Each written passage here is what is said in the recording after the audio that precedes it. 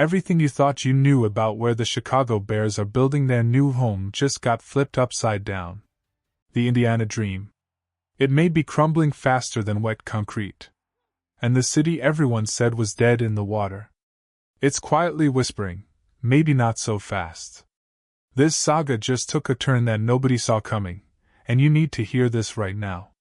If this kind of Bears coverage is what you live for, smash that like button, share this with every Bears fan you know, and hit subscribe so you never miss a single update. Let's set the scene. The Chicago Bears Board of Directors voted to advance their stadium development in Hammond, Indiana. The franchise put out a statement saying they believe a world-class stadium in Hammond will transform the entire region, connecting northwest Indiana to the south side of Chicago and bridging neighborhoods all the way north through the city. Bold words. Big vision. Sounds like a done deal, right? Wrong. Not even close. Because here's where it gets messy. Environmental and permitting records recently reviewed by reporters reveal that the Bears may not have nearly as much buildable land near Wolf Lake in Hammond as everyone originally assumed. It turns out it's not just a golf course sitting there. There are extensive restored wetlands, waterways, and natural habitats all protected by layers of state and federal environmental regulations. And sorting out where, or even whether, a massive stadium development can be built on top of all that. It's a puzzle that nobody has solved yet. There's another detail that makes this even more complicated. All that water on the property means the construction team would need to pour a significantly larger amount of concrete than a typical stadium build. More concrete means more cost. And that's on top of a project that was already expected to carry a jaw-dropping price tag. Here's the question I want every single one of you to sit with for a moment. If Indiana is supposed to be the frontrunner, why does nothing about the Bears' behavior there scream urgency? Because think about this. According to the Indiana Department of Environmental Management, nobody has applied for a single permit or filed any plans related to a stadium in Hammond. Not one. In a project of this scale, that's not a small detail. That's a glaring signal. You don't move mountains, or pour mountains of concrete, without first filing paperwork. The fact that none exists yet says everything. One veteran analyst put it this way: you can't apply for a permit if you don't even know where you're building. And the Bears clearly have not fallen in love with the site currently on the table in Hammond. So where does that leave Illinois? Frozen, for now, but not necessarily forever. The Illinois state legislature is unlikely to call a special summer session to deal with stadium legislation. That means the earliest any movement could happen on the Illinois side is November.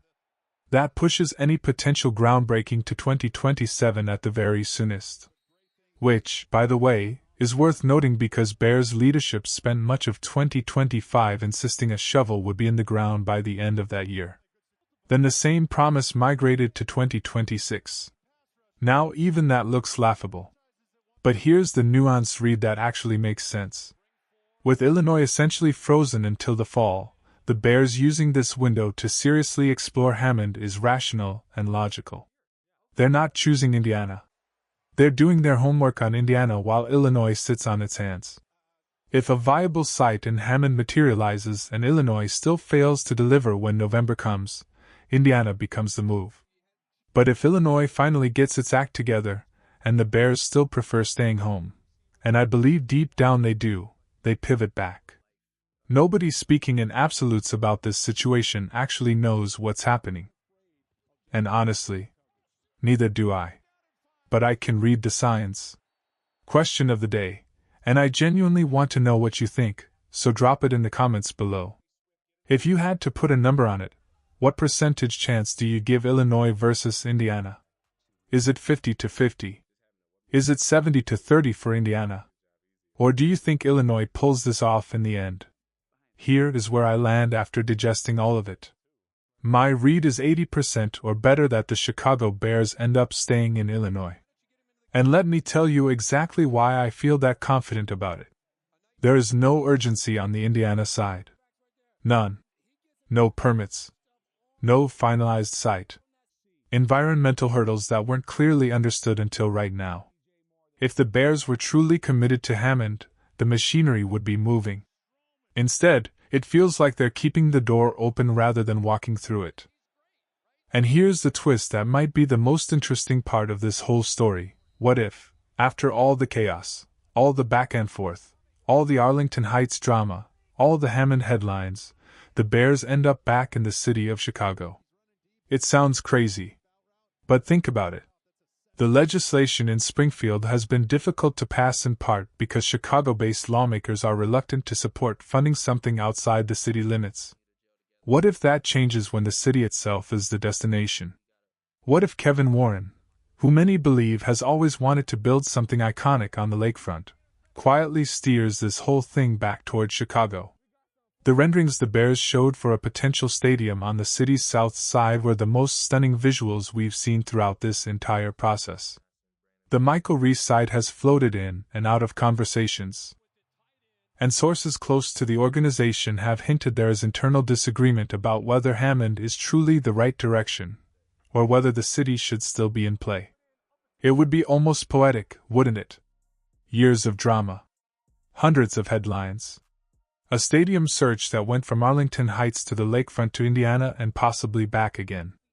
And in the end, the Bears build something breathtaking right there in Chicago, where they belong. That's the outcome most fans actually want, if they're being honest. Stadiums don't stay in cities anymore. It's rare. It's hard. But if the Bears could pull it off, it would be remembered forever. I'm not saying it's guaranteed. I'm not saying the road to get there is clean or easy. It clearly isn't. But nothing about this situation points to a franchise that has truly committed to Indiana. And everything about the energy, the delays, the missing permits, the environmental complications, the internal tension, tells me this story has a lot more chapters left to write. So wherever your head is at on this, stay locked in. Because the moment something significant changes, a permit filed, a legislative session called, a leak site plan, we will be here breaking it all down immediately. One final thought to leave you with: where do you want the stadium built? Forget what's politically possible. Forget the two options being discussed publicly. If you could drop a pin anywhere on the map, Hammond, Arlington Heights, the lakefront, anywhere, where does your heart say the Bears' new home should be? Tell me down in the comments. Bear down.